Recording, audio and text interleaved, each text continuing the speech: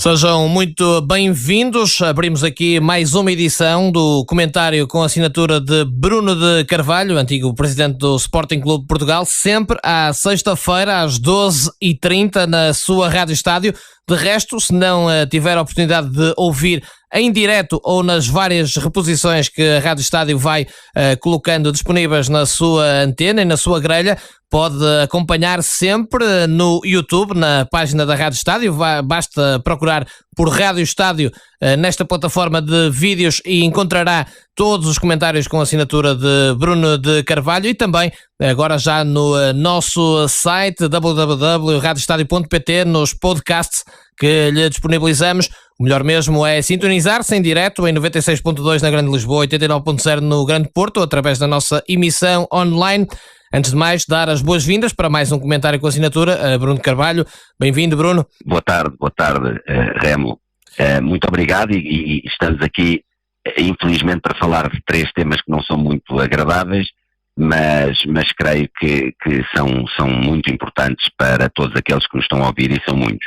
Sem dúvida, são três temas. Vamos falar de Rui Jordão, faleceu esta manhã. A Rádio Estádio já há pouco esteve a ouvir Manuel José, que foi treinador precisamente no Sporting de Rui Jordão, um dos maiores de sempre do futebol português. Mais à frente vamos deixar isso para a última nota de Bruno de Carvalho. Vamos também falar, como prometido, da vertente jurídica em relação ao processo de Alcochete, mas também, Bruno, e seguindo os muitos pedidos, e são mesmo muitos, de sócios e adeptos do Sporting que têm contactado o Bruno através do e-mail brunodecarvalho@radioestadio.pt. Vou repetir, brunodecarvalho@radioestadio.pt.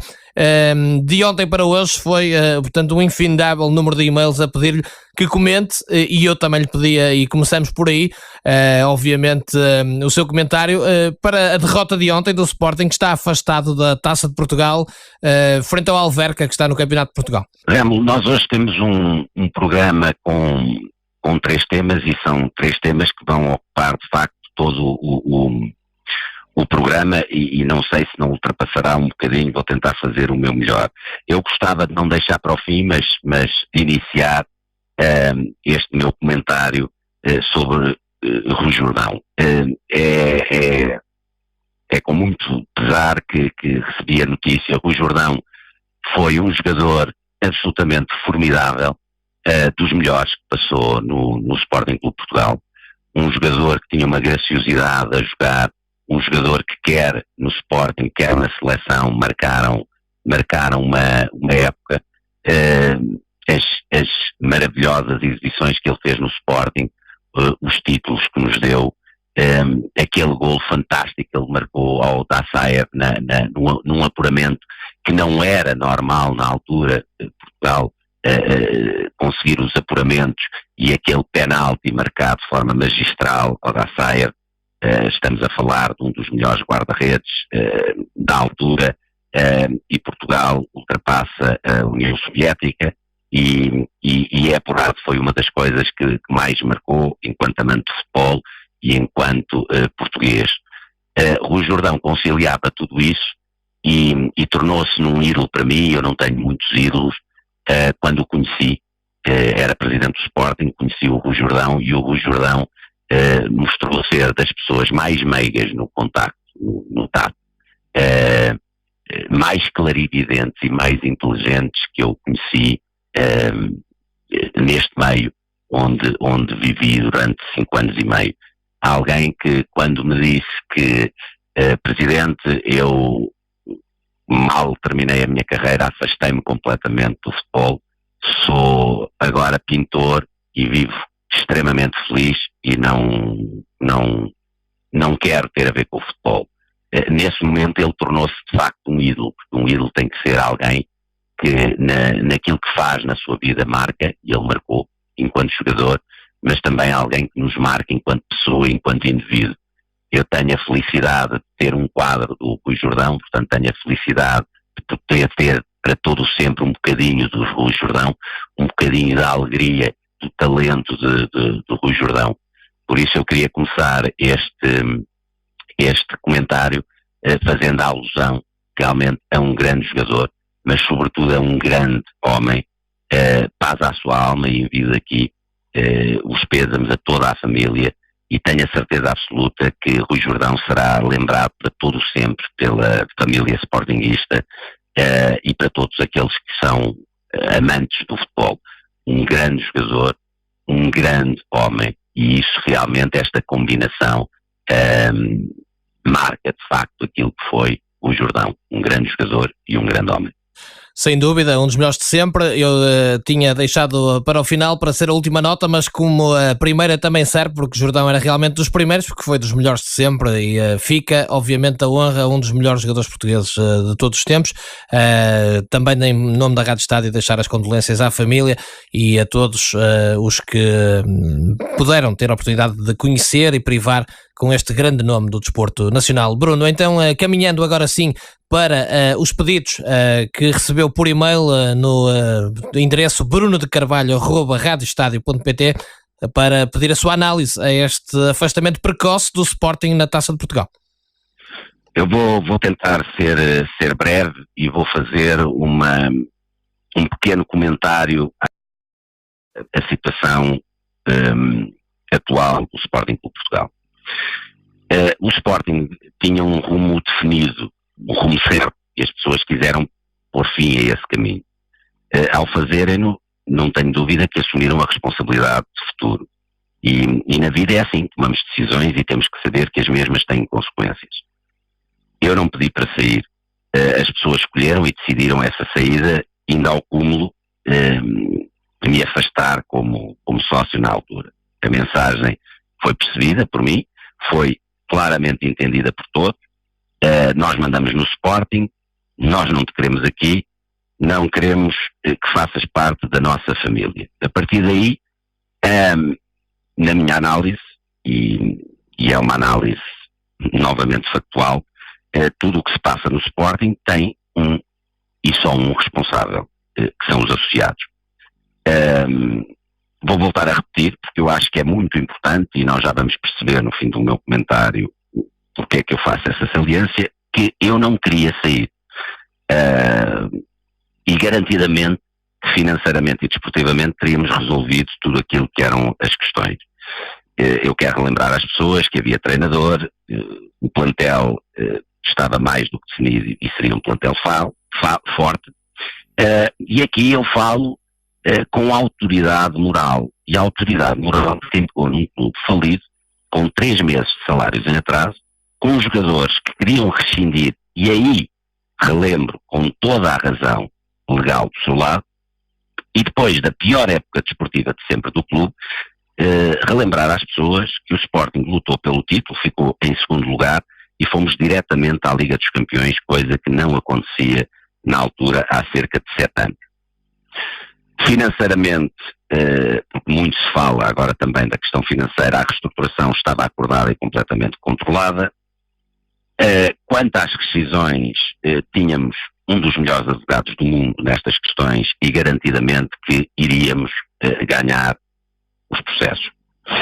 A decisão dos sportinguistas, e é sobretudo para eles, foram eles que me mandaram as mensagens, tem que perceber que fortaleceu a posição dos jogadores e fez o Sporting perder centenas de milhões em condenações que viriam garantidamente a obrigar os mesmos a ressarcir o clube. Na altura, muito se falou, eu não me demiti exatamente para não deixar que houvesse um aproveitamento daquilo que foi um crime. Mas o que está feito, feito está. E agora, aquilo que eu posso dizer aos sportinguistas é que não vale a pena estarem em sofrimento. Estão a colher o que semearam. Nós teríamos ficado, foi uma opção dos sportinguistas não ficarmos. Se tivéssemos ficado, as coisas tinham sido resolvidas, de certeza. Esta, para mim, é a questão de fundo. Mas agora, gostava de pegar e de analisar aquilo que são as palavras dos comentadores desportivos sobre este momento todo que se está a passar.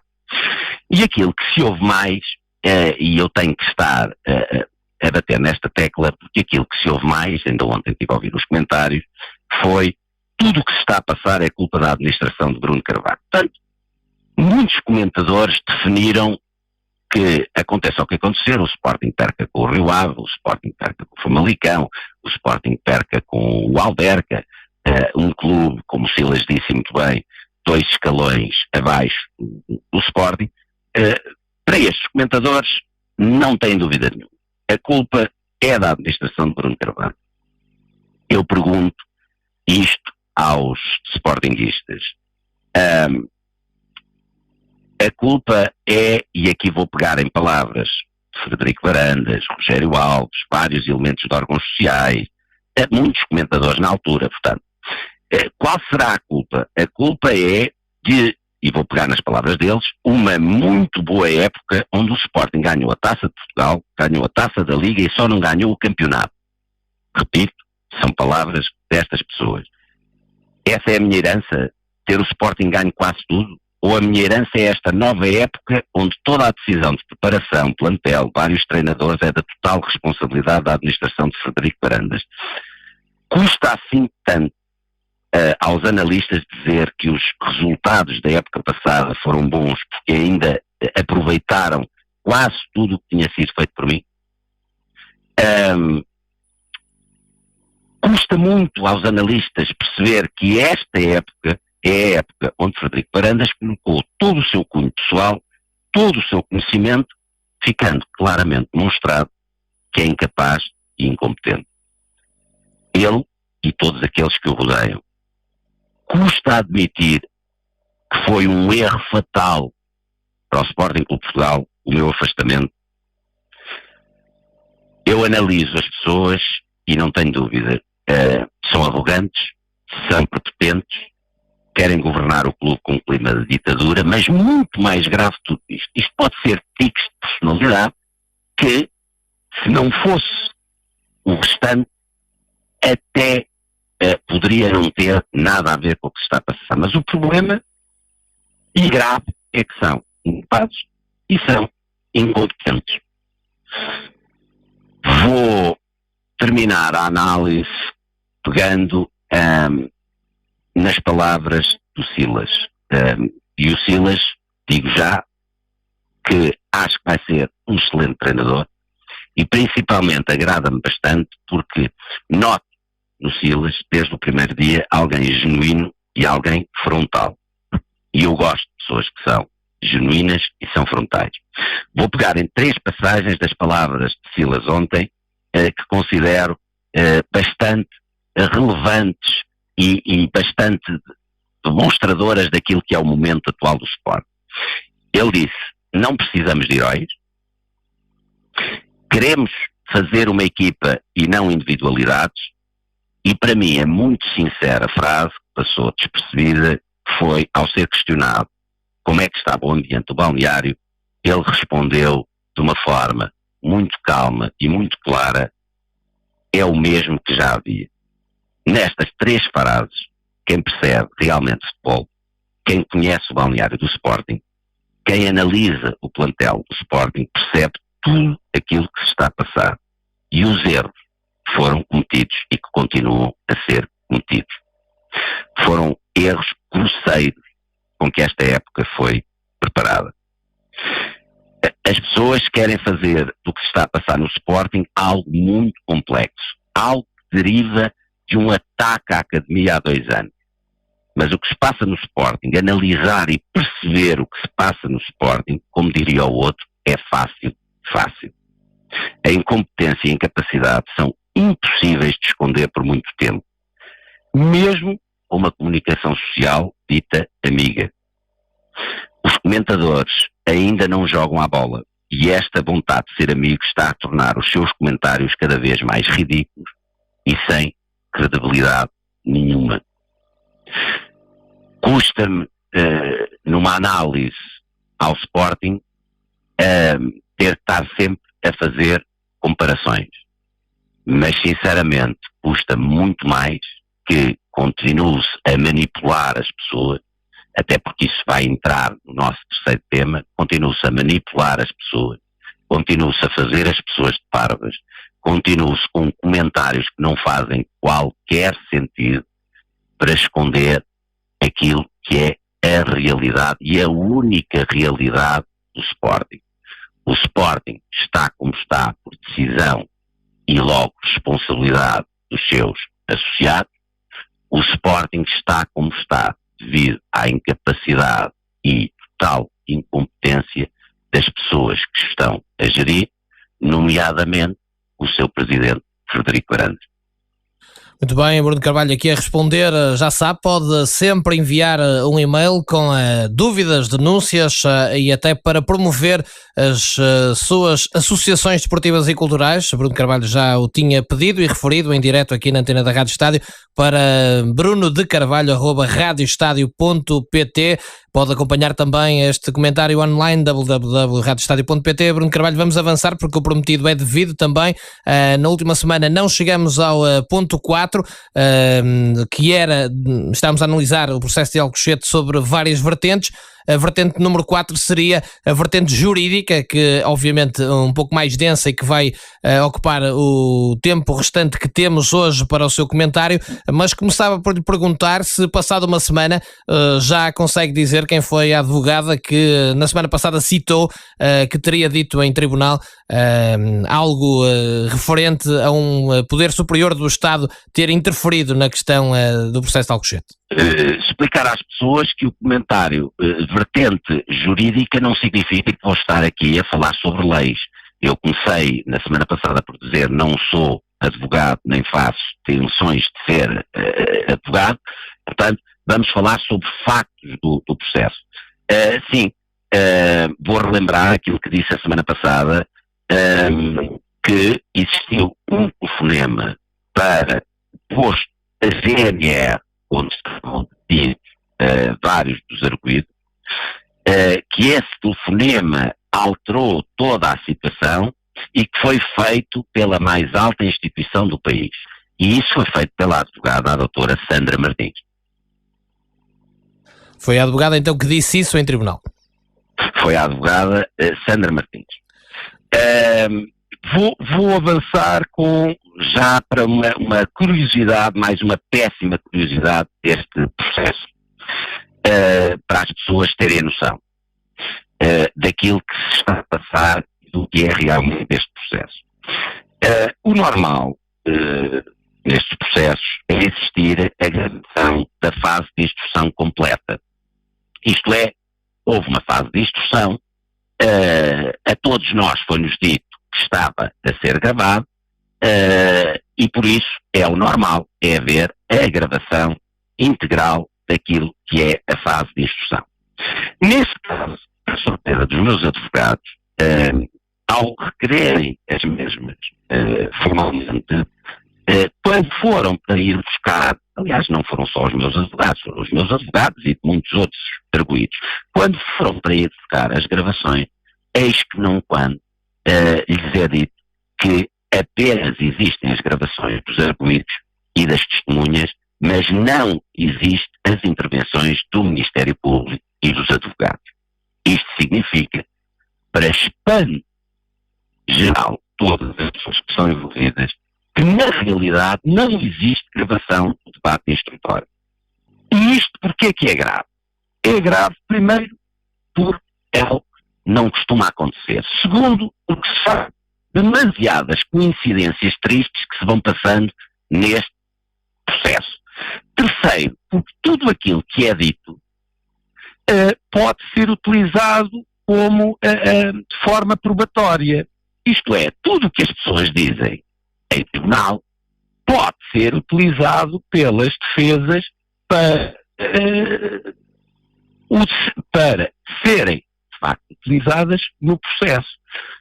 Eu não tenho dúvida nenhuma, nem os meus advogados, que se houvesse esta gravação, que teria de haver, das cerca de 7 horas de intervenção do Ministério Público, e no caso, a própria que essa decisão que foi tomada pelas instâncias disciplinares de multar Cândido Vilar com meio salário por falta de zelo na acusação, vou repetir, por falta de zelo na acusação, eu não tenho dúvidas que se tivessem ouvido as 7 horas de intervenção, mas cerca de 7 horas de intervenção, esta multa teria sido, ou esta condenação teria sido muito mais agravada. Eu não tenho dúvida nenhuma. E é muito conveniente para o Ministério Público que agora estas gravações não apareçam. Os meus advogados vão pedir que seja dada uma resposta formal.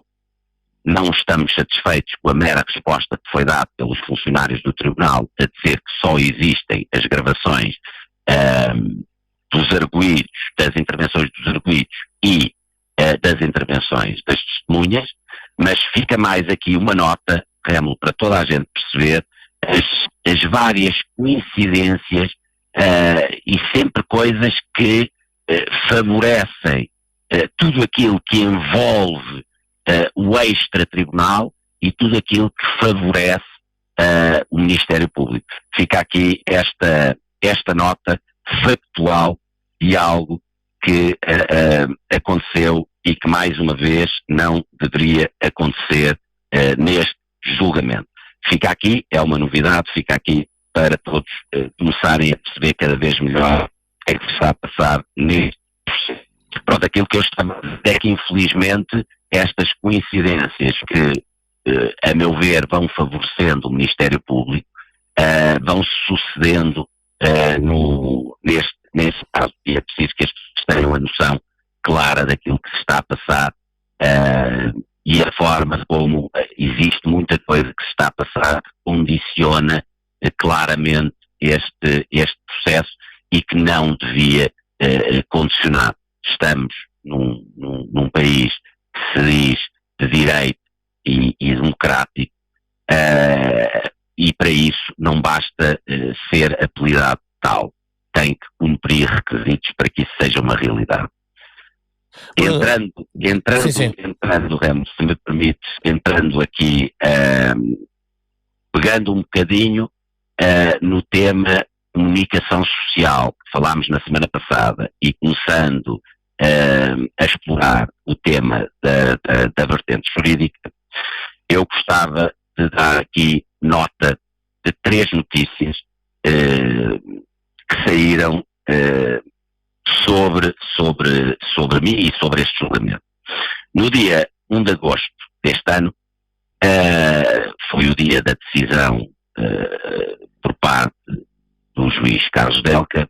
Pode ouvir a Rádio Estádio em 96.2 na Grande Lisboa e em 89.0 no Grande Porto, ou então online em www.radioestadio.pt para todo o mundo. Este comentário com a assinatura de Bruno Carvalho vai ficar também disponível em podcast no nosso site, precisamente, e também na nossa página de YouTube.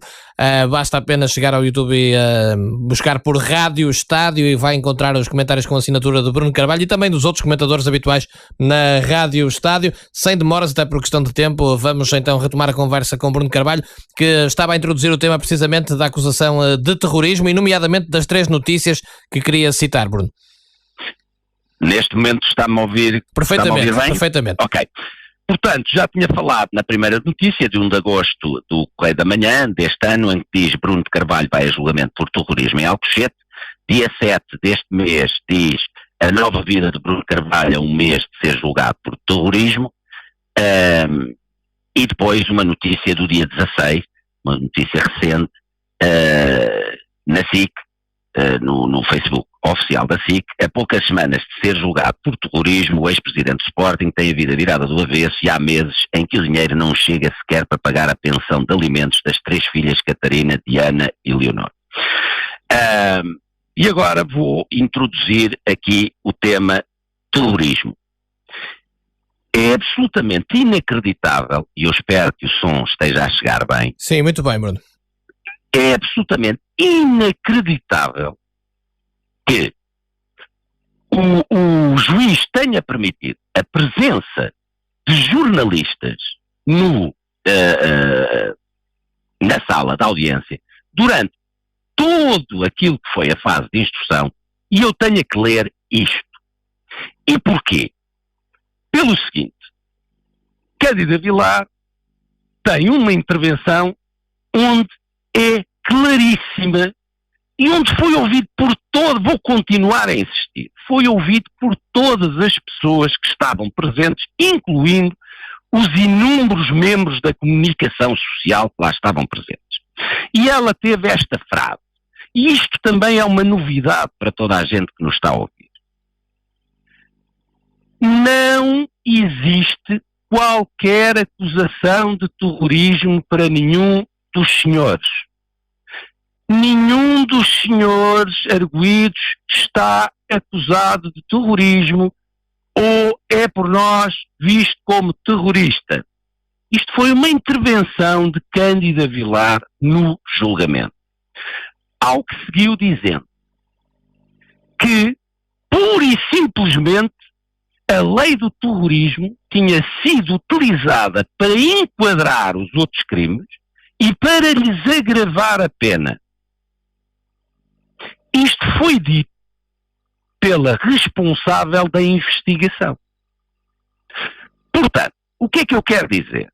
Se nós vamos pegar na acusação, há advogados que dizem não há um crime de terrorismo, não há acusação de um crime de terrorismo, de facto, há a lei do terrorismo a ser utilizada como enquadramento dos outros crimes, agravando os mesmos. Há advogados que dizem, ao ler a acusação, não, há aqui uma acusação de terrorismo. Agora, naquilo que os juristas gostam de chamar o espírito da lei, o espírito do legislador, o que é que isto quer dizer? É como as coisas podem ter várias interpretações, vamos ao espírito da lei. Vamos àquilo que é a vontade do legislador quando criou a lei, para tentar explicar melhor a lei. Ora, fazendo uma analogia do espírito da lei, vamos pegar nas palavras audíveis por todos naquela sala de audiências, por quem teve o espírito da acusação. Portanto, na acusação, houve alguém que teve o espírito e que explicou no tribunal aquilo que estava por detrás da sua acusação, dizendo claramente no tribunal que não havia um crime de terrorismo, que ninguém estava a ser considerado terrorista, mas sim um enquadramento para pura e simplesmente agravar os restantes crimes. Não é possível, não acredito que nenhum jornalista tenha ouvido isto. Tanto que não acredito que há 2, 3 dias li, por acaso, uma notícia do Jogo, do jornal O Jogo, onde mais ou menos é isto que dizem. Portanto, a verdade é que as pessoas ouviram. Mas fica bonito dizer-se Bruno de Carvalho vai a julgamento por terrorismo. Seja o Correio da Manhã, seja a SIC, seja o que for. É inacreditável como é que, vou voltar a repetir, erradamente, no meu ver, se dá lugar à comunicação social dentro de uma sala de audiência, e a verdade é que esta informação, que é uma informação muitíssimo relevante, muitíssimo importante, é completamente ignorada por todas as pessoas. Mas, se me permite, vou explicar às pessoas o porquê de se ter utilizado a lei do terrorismo. E a lei do terrorismo foi utilizado para o Ministério Público pedir penas agravadas nos crimes, por exemplo, de integridade física, de ofensa à integridade física ou de sequestro agravado, e também foi aquilo que permitiu realizar as prisões preventivas. Isto é, se os crimes que eu falei de ofensa à integridade física e de sequestro agravado não tivessem sido pelo Ministério Público enquadrados pela lei do terrorismo, não podiam, por exemplo, ter efetuado as prisões preventivas que efetuaram. Não podiam pedir penas mais agravadas como pediram. E isto é engraçado, porque eu ontem estava a ver um programa de televisão e uma das pessoas que participou dos comícios à porta do Sporting para, na altura, pedir que eu saísse do Sporting, o Daniel Oliveira, ontem disse uma coisa muito interessante no programa Eixo do Mal, sobre o problema que se está a passar na Catalunha. E era bom que os analistas, os comentadores, os jornalistas tivessem a mesma capacidade de analisar Alcochete como Daniel Oliveira, que não teve capacidade nenhuma de analisar Alcochete, teve capacidade para dizer o seguinte sobre aquilo que se está a passar na Catalunha. Peço desculpa ir fazendo isto, mas Remo, tudo sim, certo, estou a ouvir. tudo certo. Então disse Daniel Oliveira ontem no programa Isto Mal, a prova, estou a falar do problema da Catalunha, a prova que há um comportamento de justiça que tem motivações políticas foi a própria existência do crime de rebelião na acusação do Ministério Público. Mas porquê que estava a rebelião na acusação? Perguntou ele e respondeu: porque a rebelião foi o que permitiu retirar os direitos políticos e garantir a prisão preventiva, decapitando a direção política dos independentistas, e isso é que era o objetivo do Ministério Público. Pois, eu tenho que dizer que é uma análise maravilhosa por parte do Daniel Oliveira. E se o Daniel Oliveira e os Daniéis Oliveira quiserem fazer uma análise, também percebem claramente que podia utilizar esta frase exatamente no caso de Alcochete, dizendo à prova que há um comportamento de justiça que tem motivações políticas, e essa prova foi a própria existência do crime de terrorismo na acusação do Ministério Público. Mas porquê é que estava na acusação o terrorismo? Porque o terrorismo foi aquilo que permitiu retirar os direitos daqueles que estavam na direção do Sporting e garantir a previsão preventiva dos arguidos, decapitando assim a direção do Sporting, e esse era o objetivo do Ministério Público. Este era o primeiro ponto que eu queria salientar daquilo que era, daquilo que é, ainda não era, daquilo que é o processo e a sua vertente de terrorismo que toda a gente fala, mas afinal, mesmo perante terem estado no tribunal, não conseguem dizer as coisas com a dimensão que as coisas realmente têm e dizendo claramente aquilo que se ia passando naquele tribunal. Bruno, aproveitando a deixa, estamos a falar de terrorismo, estamos a falar do enquadramento, já aqui ficou claro que, na sua opinião, este enquadramento jurídico teve um propósito, mas aquela questão sobre a GNR e a PJ, também quer falar sobre isto? Quero. Eu quero relembrar às pessoas porque é importante, porque também tem a ver com o caso, a avaliação de terrorismo, e quero relembrar o seguinte. A Associação Sindical dos Profissionais da Política, da Polícia, dizem o seguinte em 21 de maio de 2018. Eu não quero falhar, por isso quero vir claramente ver o que é dito pela Associação. A Associação Sindical dos Profissionais da Polícia condena de forma veemente os acontecimentos verificados nos últimos dias em torno da violência do futebol. No entanto, eu estou a saltar para não temos tempo para ler o comunicado todo, no entanto, importa salientar que os atos que ocorreram em Alcochete são absolutamente imprevisíveis e derivam da violência desportiva, mas contêm claramente intenção criminosa. A forma como foi perpetrado o alegado crime era totalmente imprevisível. Portanto, a 21 de maio de 2018, a Associação Sindical dos Profissionais da Polícia diz que era totalmente imprevisível estar à espera daquele ato, da forma como aquele ato foi perpetrado.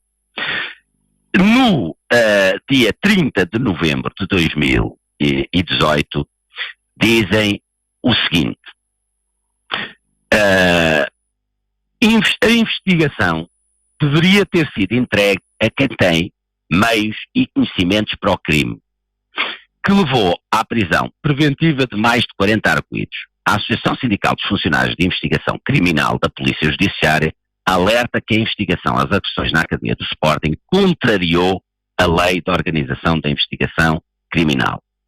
Em causa está o facto da investigação ter sido entregue à GNR, quando a lei, artigo 7, diz claramente que o crime de terrorismo, que está aliás expresso na acusação, é da competência reservada da PJ, tal como outra criminalidade grave e complexa. O presidente desta associação sublinha que este não é um crime qualquer e que os instrumentos para o investigar, com investimentos avultados do Estado, só existem num sítio, na Unidade Nacional contra o Terrorismo da PJ, sendo, defende, um crime de investigação exclusiva desta polícia. Portanto, nós temos um terrorismo que não é terrorismo, mas que é enquadrado como terrorismo, pura e simplesmente para permitir a prisão preventiva dos arguidos e o pedir penas agravadas.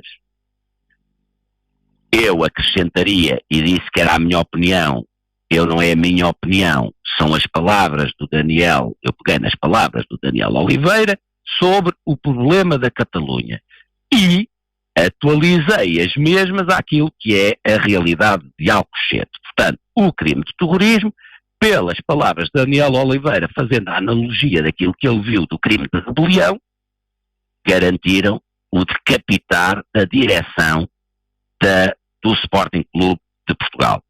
Vê-se aqui que as próprias autoridades que têm competência para fazer a investigação vieram a público e disseram claramente que a investigação às agressões em Alcochete contrariou a lei.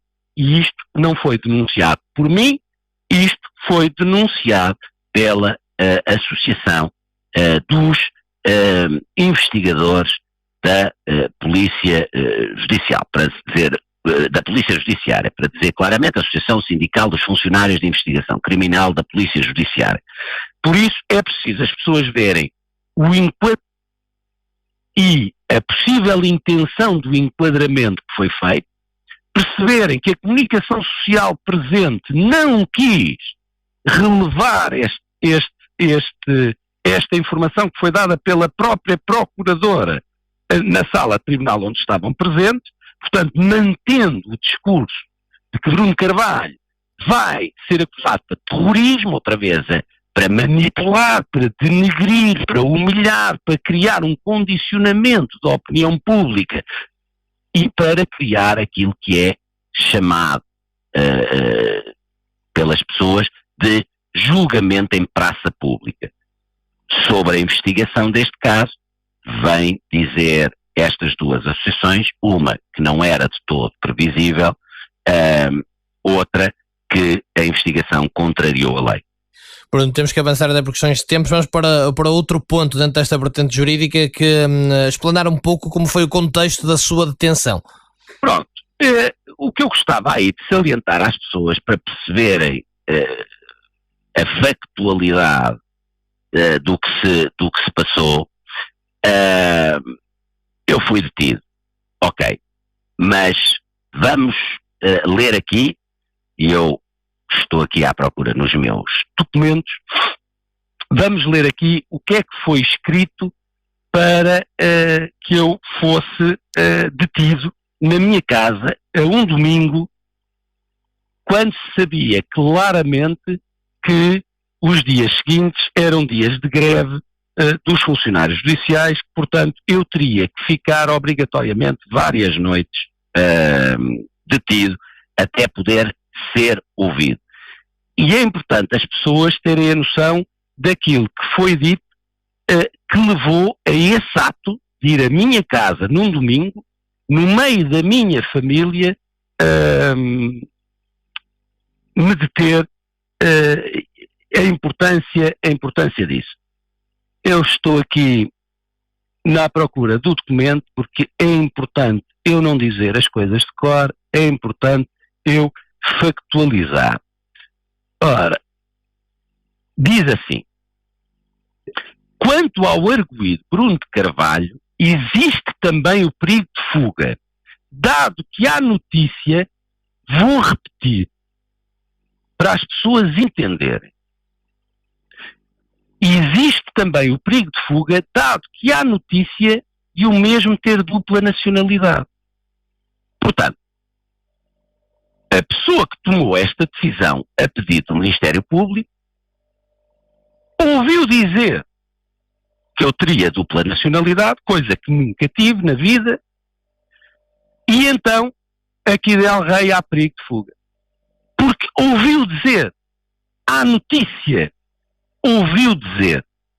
É engraçado, e agora voltamos para um bocadinho para a comunicação social, e ouviu dizer, é engraçado que a 13 de novembro, o que é que diz a CM, escrito por Tânia Laranjo, que o presidente Bruno Carvalho podia ser tramado porque tem dupla nacionalidade portuguesa e moçambicana e que Moçambique não tem um acordo de extradição. Portanto, eu pergunto, ouviu, dado que há notícia, estaria-se a referir à notícia do CM? Mas, sinceramente, numa investigação como esta, manda-se prender uma pessoa porque ouviu dizer, porque há notícia de ter dupla nacionalidade e vão prender a pessoa num domingo, no seio da sua família, com greve dos funcionários judiciais para que o mesmo tenha que ser humilhado publicamente, como fui durante horas e horas. É a primeira coisa que eu acho que as pessoas não... Dado que há notícia de o mesmo ter dupla nacionalidade, mas continua, e não tem emprego. Portanto, ficamos todos a compreender que todos aqueles que não tiverem emprego em Portugal são candidatos a ser presos caso haja alguma dúvida sobre eles. Portanto, houve notícia de eu ter dupla nacionalidade, coisa que era mentira, e não tendo emprego em Portugal. O que é absolutamente inacreditável. Portanto, estar desempregado é um mote para poder mandar prender. Portanto, como houve notícia, ou como há notícia no que esta pessoa escreveu, de o mesmo ter dupla nacionalidade e não tendo emprego em Portugal, poderá a qualquer momento eximir-se a ação da justiça. Sendo ainda de notar, e depois vem a cereja no topo do bolo, a atenção e o cuidado dado pelo arguido a este aspecto. Quando se foi inutilmente apresentar para prestar declarações ao Diabo de Lisboa, tentando, pois que outra intenção não se pode vislumbrar da sua atitude, eliminar este perigo de fuga da apreciação do seu estatuto coativo. Portanto, o que é que esta pessoa, depois de escrever duas barbaridades, vai escrever no fim, pondo a cereja no topo do bolo? Que o facto de eu ser um bom cidadão, de estar na altura preocupado com a campanha de calúnia, difamação, humilhação que me estavam a fazer e me fui apresentar voluntariamente para ser ouvido no Diabo,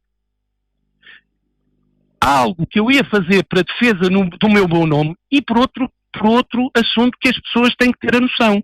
Como é que é possível eu, presidente do Sporting Clube Portugal e presidente da SAD, nunca fui ouvido neste processo, na fase de investigação? Eu nunca fui ouvido. Nunca quiseram saber a opinião do presidente do Sporting Clube Portugal e do presidente da Sporting SAD sobre o sucedido em Alcochete. Nunca quiseram ouvir. Ouviram Carlos Vieira, ouviram Rui Queiro, ouviram os jogadores, ouviram o staff, ouviram os treinadores, mas o presidente, desde o primeiro dia que eu achei estranho, como é que eu, por exemplo, não fui levado, estando na academia, eu como presidente, não fui levado ao posto da GNR para prestar declarações. Não, logo desde o primeiro dia, eu pura e simplesmente não fui ouvido. Apresento-me no Diabo como um bom cidadão e relembro as pessoas que já outras pessoas fizeram isso e tiveram louvores por parte da comunicação social porque tinham sido apresentados voluntariamente no Diabo e isto demonstrava o seu caráter, a sua personalidade e a sua vontade de colaborar com a justiça. Para mim, foi o topo no cimo do bolo para me mandarem prender. Ou deter.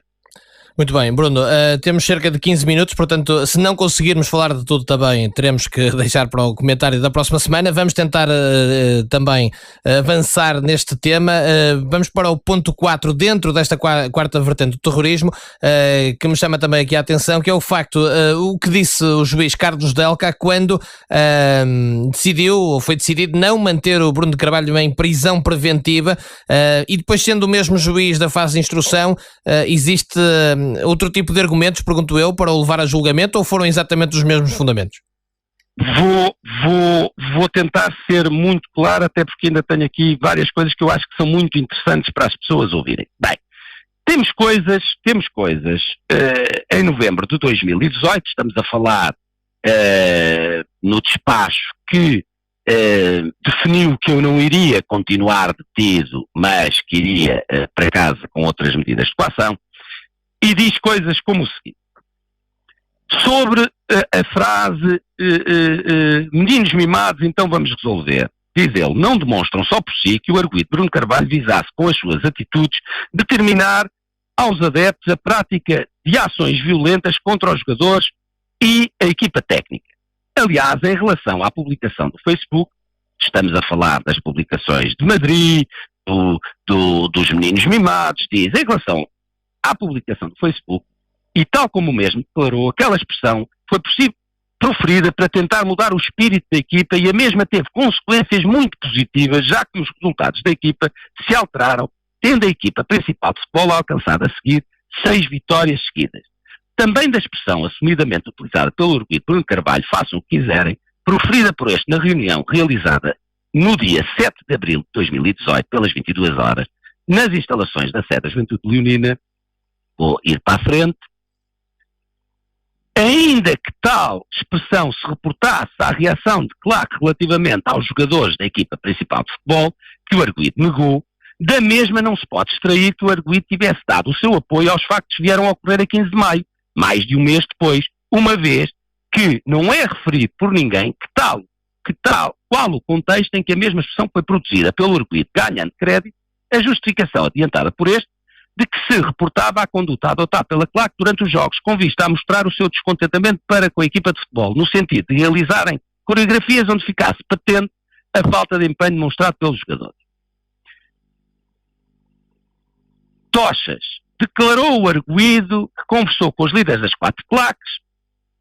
Vamos continuar, como assim, mas deixou referida, sustentar a versão dos factos recolhida pelo Ministério Público. Existe apenas o facto dos arguidos Bruno Carvalho e no momento se terem na altura e no local encontrado e falado. Portanto, vamos ver. Posts do Facebook.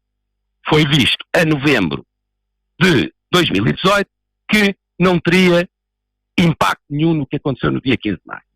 A célebre frase, façam o que quiserem, foi dito que não teria impacto nenhum naquilo, até por ter sido realizado muito tempo antes. As questões da tochas, foi visto que não teria impacto absolutamente nenhum naquilo que teria. Agora, o que é importante as pessoas perceberem? É que quem tomou esta decisão em novembro de 2018 foi o juiz Carlos Delca, o mesmo juiz que depois, na fase de instrução, vem definir que eu devo ser levado a julgamento. Isto é, o juiz tem esta decisão, emite esta decisão, claramente rebate os pontos do Ministério Público e diz que não fazem sentido, é o que eu retiro da leitura que fiz agora dos factos. E estou a ler o documento. A acusação, para as pessoas terem uma noção, saiu mais ou menos 4 a 5 horas depois.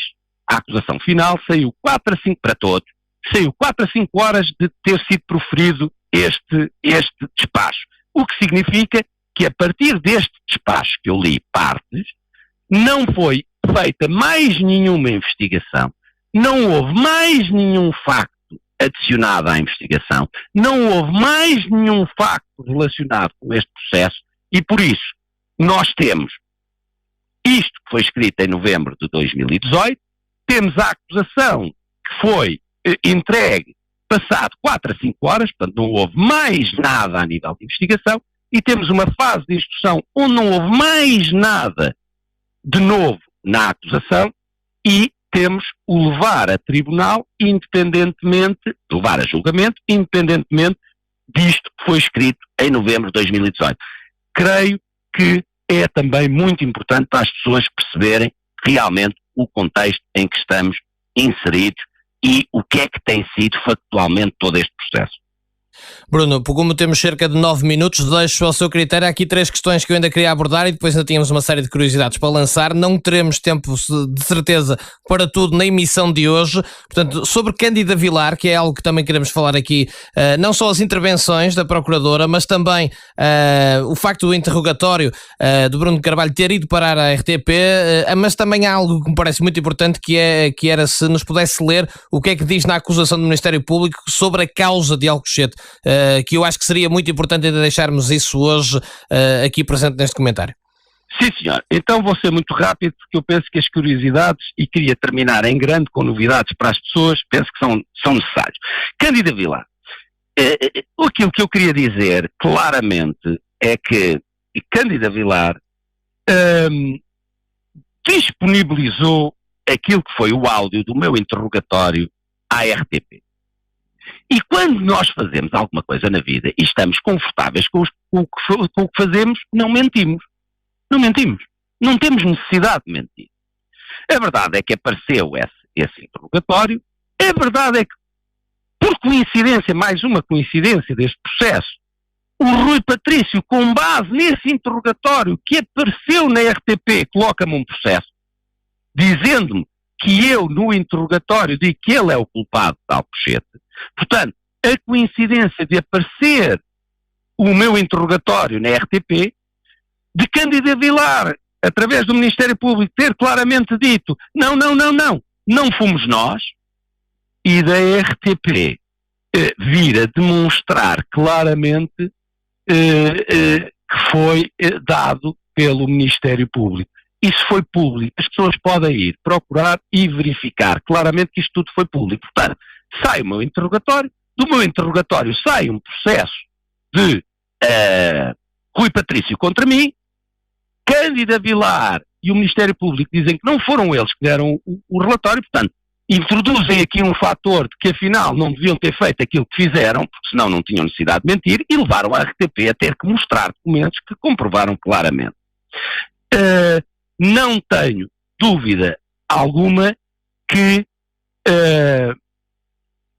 o facto de ter mentido primeiro sobre terem fornecido ou não diz muito sobre a forma como este processo tem sido conduzido e as motivações do mesmo e, sobretudo, as motivações da própria Cândida Vilar, da própria Procuradora nisto tudo. Como nós podemos ver nos interrogatórios, na forma como conduziu as coisas e no castigo que já levou por parte da entidade que supervisiona disciplinarmente as ações dos procuradores. Já vimos que os próprios, não vale a pena dizermos muito mais, a acusaram e a condenaram de falta de zelo na acusação no que diz respeito ao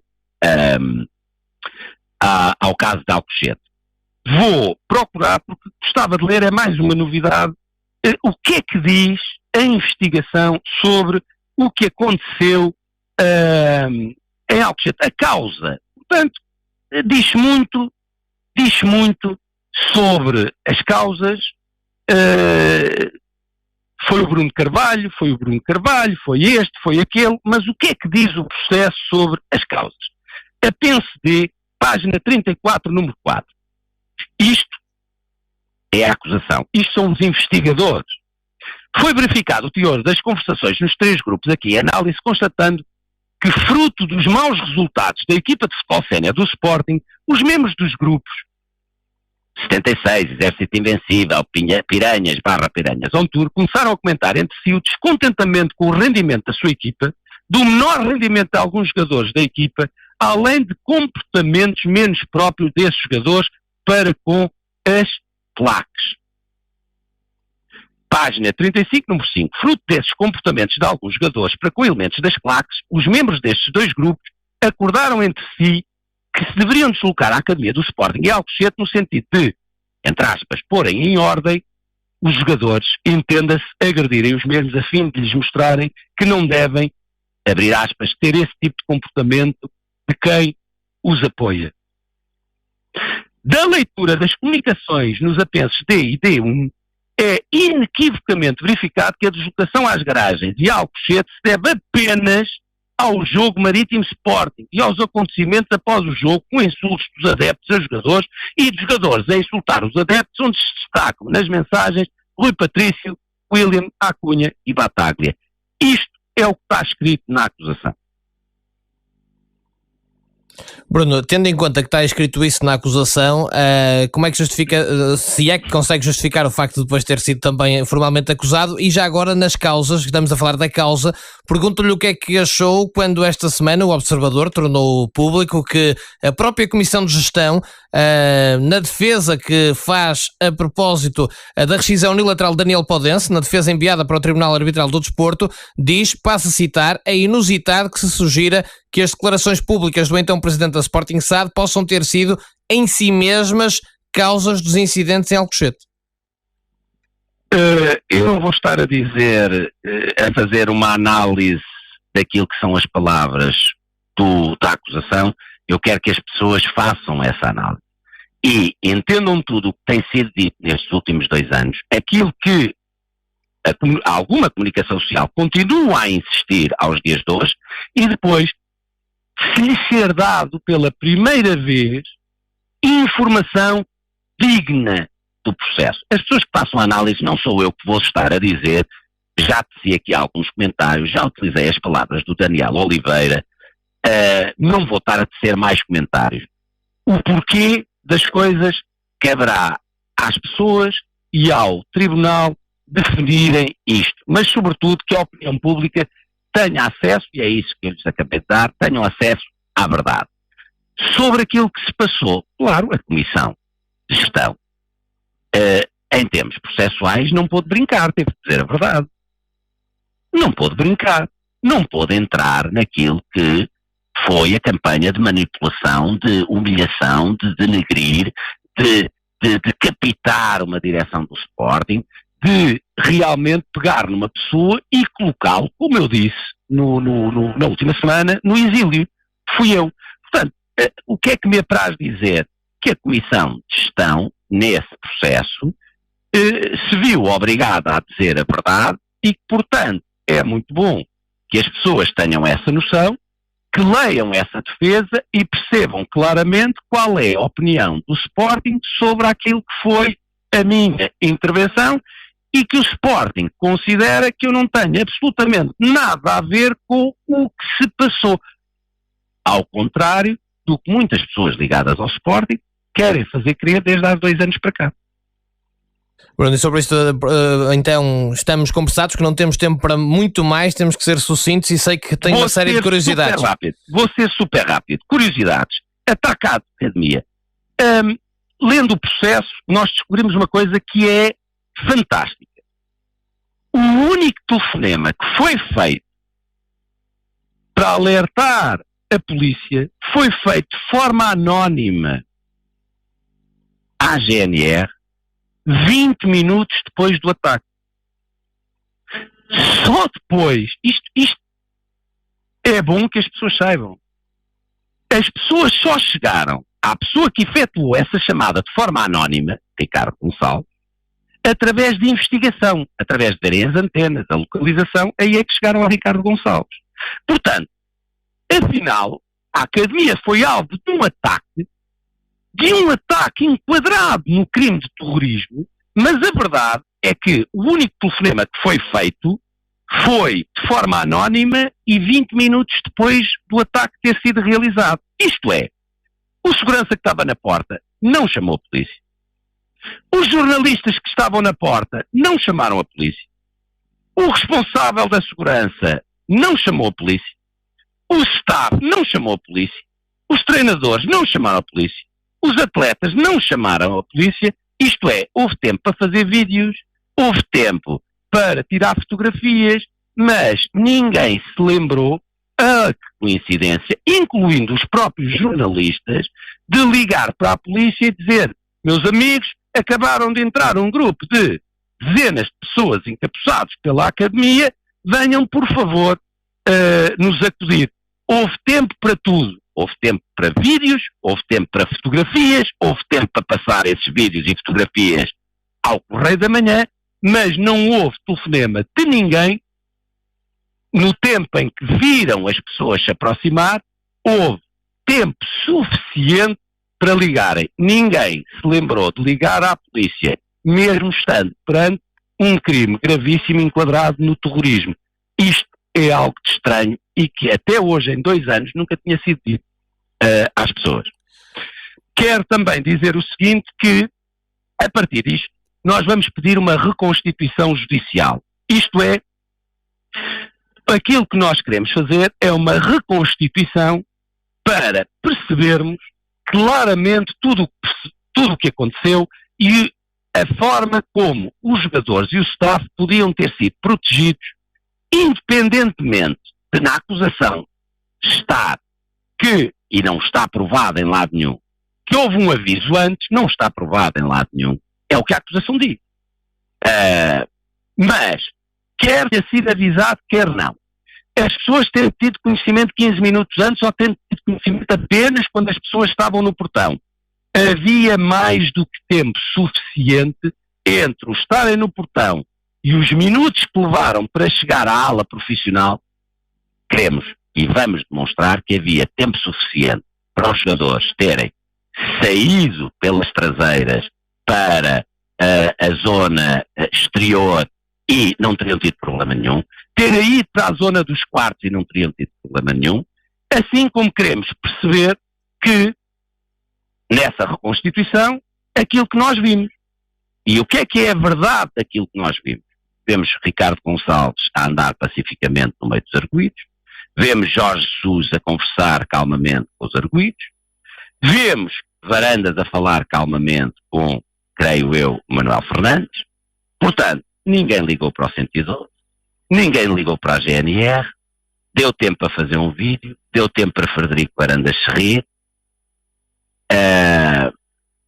tinham tido tempo para colocar os jogadores numa zona segura e, afinal, vamos fazer a reconstituição para perceber claramente se aquilo que aconteceu podia ou não ser evitado, mas não temos dúvida nenhuma. Eu conheço a Academia como a palma da minha mão e digo já às pessoas, aquilo que aconteceu podia ter sido facilmente evitado, porque de onde as pessoas entram nas portas de vidro, não era necessário que nenhum jogador estivesse dentro do balneário.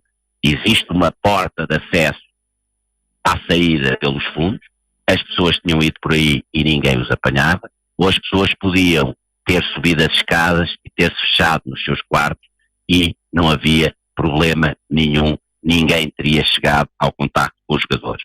Só quero dizer duas últimas notas muito breves.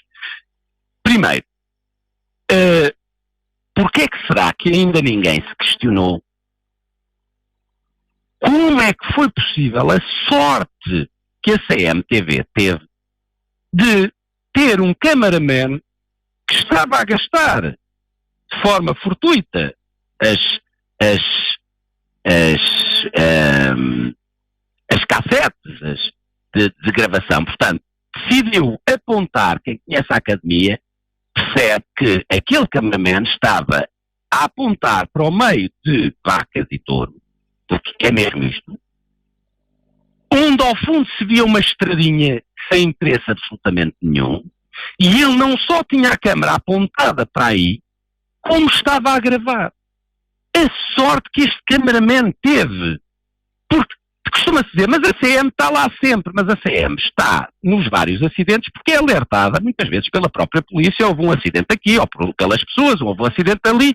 O que eu pergunto é, sinceramente, se a CMTV está em todo o lugar porque é alertada, que sorte tiveram de estar um cameraman, e de certeza que este cameraman já foi promovido, estar um cameraman a apontar para um terreno onde só tem vacas e touro, e que lá ao fundo tinha uma estrada sem interesse nenhum, onde se juntaram, vejam a sorte é sorte realmente, só tem sorte quem se esforça, sem dúvida, mas a sorte que este cameraman teve de estar a apontar para o sítio onde se juntaram estas pessoas todas e de onde vieram a marchar. Isto é magnífico. Sinceramente, outra nota, Bruno, temos mesmo que fechar. Qual é a outra? Última nota. Muito se fala dos telefonemas, e esta nota é uma nota muito interessante. Muito se fala dos telefonemas que foram feitos entre mim e o Fernando Mendes. Já disse claramente, no interrogatório, na fase de instrução, que estes telefonemas nada tiveram a ver com Alcochete, jogadores, foram tudo questões pessoais que me estavam a ser contadas sobre Fernando Mendes e Nuno Mendes. Mas isto foi claro, foi dito claramente, já foi explicado claramente, não tem nada a ver. Agora, por que será que a comunicação social não falou deste facto? A Cândida Vilar, na fase de instrução, disse em frente à comunicação social que o Elton Camará, mais conhecido por Aleluia, não era amigo de William Carvalho, que o William Carvalho disse claramente nas suas duas inquirições, palavras de Cândida Vilar, é que foi sujeito que não conhecia nenhum dos arguidos e Cândida Vilar chegou mesmo a chamar mentiroso a Elton Camará. Para relembrar as pessoas, a comunicação social soube dizer que o Elton Camará foi repreendido pelo juiz no julgamento por se ter alterado, mas não foi capaz de contar a história. Porque é que ele se alterou? Foi por isto. Ora, porque é que isto é muito interessante? Porque afinal, para a perplexidade de todos os que estavam presentes no tribunal, percebemos que num dos apensos do processo, uns apensos que foram colocados à pressa na fase de instrução, em plena sessão do tribunal, havia a referência a 2 telefonemas de William Carvalho, logo após as agressões da Academia, para o arguido Elton Camará. Portanto, Cândida Vilar, que acusou claramente Elton Camará, fazendo-o perder a calma, é verdade. Afinal, os jornalistas que viram isto e que ouviram isto no tribunal, não ouviram aquilo que foi dito e apontado, que no processo de investigação estão lá 2 telefonemas do atleta William Carvalho, logo após as agressões, para o arguido Elton Camará, mais conhecido por Aleluia. E diz assim, que estes telefonemas eram estranhos. Ponto. Diz assim no apenso, foram realizados 2 telefonemas por William Carvalho para o arguido Elton Camará, logo a seguir às agressões, ainda na Academia, e que eram estranhos. Mas a verdade, fiquem as pessoas com esta noção, para além desta novidade, que a comunicação social só não deu às pessoas porque não quis, porque ouviu, como eu ouvi no tribunal, é que, apesar da investigação ter achado estranho, e eu pessoalmente acho estranhíssimo, e qualquer pessoa acha estranhíssimo, não houve qualquer ação de investigação sobre este facto. Portanto, a investigação, apesar de achar estranho, apesar de não fazer sentido nenhum, apesar de vir contrariar todas as palavras de William Carvalho, não promoveu nenhum ato de investigação. Mas, por último, nas 2 inquirições a que William Carvalho foi sujeito, nunca sequer lhe perguntaram nada sobre este assunto. Muito bem, Bruno, temos que terminar, deixar-lhe, portanto, boa tarde e obrigado. Na próxima sexta-feira cá estaremos à mesma hora. Relembrar fortíssimo abraço para si e fortíssimo abraço para todos aqueles que nos tiveram ouvido. Muito bem, Bruno Carvalho, o seu comentário com assinatura, dizia eu, para relembrar, pode contactar o Bruno Carvalho através de brunodecarvalho@radioestadio.pt. Na próxima semana, mesmo horário, estaremos de volta com mais um comentário.